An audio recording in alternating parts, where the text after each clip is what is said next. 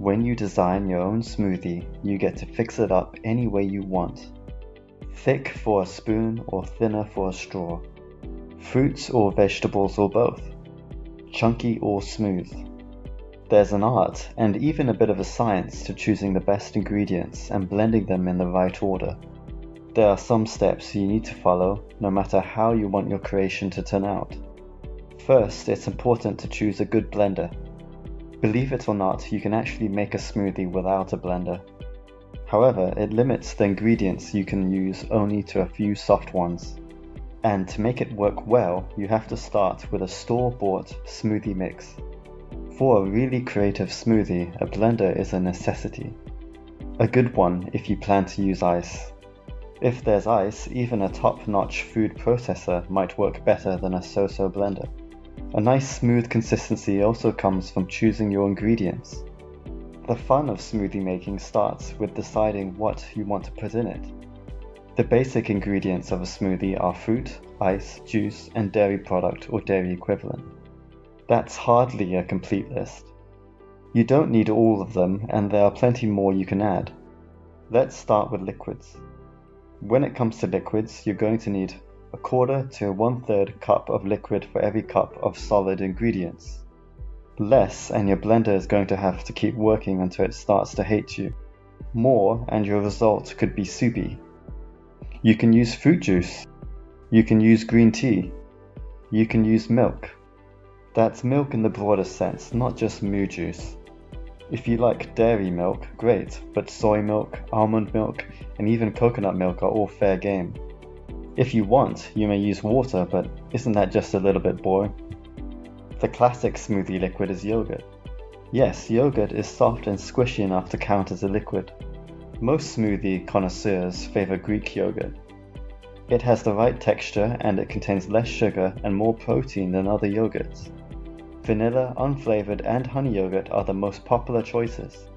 Fruit yogurt will work, but it's mighty sweet. It's best to get your sweetness elsewhere. Fresh fruits and vegetables are also delicious ingredients to add to smoothies. Among favorite fruits are berries, papaya, melon, pineapple, bananas, mango, kiwi, mandarin oranges, cherries, and peaches. To ensure a smooth consistency to the final product, it's best to peel them. The blending will go better if they're cut small. Even most strawberries should be cut no larger than in half. One of the top vegetable choices is spinach. Kale is another option. If you can, cut out the fibrous veins. They'll tend to create a layer of foam atop your final product. We'll see ways to fix that when we get to the blending step. You can use smashed or pureed vegetables to make your smoothie creamier. Best choices are sweetish veggies such as pumpkin, sweet potato, and butternut squash. Also, avocado is already creamy and just needs to be sliced up. About half an avocado is right for the average smoothie. Save the other half for chips to eat along with your drink. Frozen ingredients are a great addition for getting the perfect consistency. Frozen ingredients include frozen fruits, frozen juices, and ice. They're how to make a smoothie more icy. Frozen fruit produces a thicker smoothie with more of a milkshake texture. Good choices are peaches, strawberries, cherries, pineapple, or juices such as orange and cranberry. You can pick these up at the grocery store or you can freeze your own. Here's how. Chop them up and freeze them in freezer bags. Put the amount you would use in one smoothie in each bag, typically 1 to 2 cups. You can freeze fruits that you might not always find in the grocery freezer. Bananas, for example.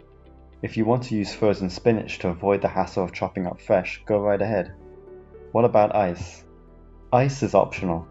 If you use it, you need only a few cubes or small handful of crushed ice. The main reason to use ice is if you don't have any frozen fruit on hand. Most people prefer a smoothie that is thick and cold, and you need either frozen fruit or ice to have this. It's okay to use a little bit of both. Remember that ice is water, so a smoothie made with frozen fruit rather than ice will have a fuller flavor. Along with ice, frozen fruit, liquids, and fresh fruit and veggies, you can add extras. To thicken your smoothie, try protein powder, wheat germ, flaxseed, soken tofu, or chickpeas. A classic favorite for thickening is peanut butter. About 2 tablespoons is plenty for an average size smoothie. You can also use alternatives such as almond butter. Nut butters tend to be expensive, but you can use a food processor to make your own. An interesting thing about the thickeners I listed is they make your drink more nutritious. Other health-packed additions include chia seeds, collagen, and turmeric. If you want to add spices or herbs, you can do that too. Basil and mint play nice with a lot of fruits. Cinnamon, nutmeg, and ginger all have something to add to your flavor profile. If your smoothie has plenty of fruit, it may be sweet enough already, but for an extra sweetness punch, add honey or maple syrup. Another interesting sweetening choice is pitted dates. One thing to look out for though, seeds and powders can sometimes give a smoothie a bit of grittiness. Now put your blender to work. At this point, you might be tempted to scoop up everything and toss it in. However, you're going to have a better result if you drop the ingredients into the blender with method rather than madness. Understand the process and you'll know how to make a smoothie without liquids first. Why, you ask? Good question. Here it is. Once those blades start spinning, they tend to force large ingredients to the top. Without liquids to surround the blades, the solid mash will get pushed against the sides. Rather than blending in, you'll have to scrape it off with a spatula. When liquids surround the blades, there's a current to push those chunks back towards the blades. Second, add solid ingredients. Add the frozen fruit and ice if you're using it. After that, any green vegetables, especially if they're fibrous like spinach. Then dump in the fresh fruits. Finally, add the extras. That's the nut butters, the seeds, the powders, the spices, the sweeteners. Start out slow. Your blender has sharp blades. But did you know that it's not just the blades that break down your ingredients? When your smoothie goes round and round at high speed, there's a shearing force that tears up chunks and smooths them out. Start blending at low speed. This gets the mixing start and keeps the blades from getting gunked up. It tends to move big chunks towards the blades rather than splat them on the side of the container. When you start slow, you have more immediate blending power. You especially need that if there's lots of frozen fruit or ice. Once you start to see the entire mixture moving fluidly at low speed, you can start ramping the speed up. Watch to see the ingredients are moving and mixing well at each speed before you go to the next one. When the entire mix reaches a smooth consistency, shut off the blender.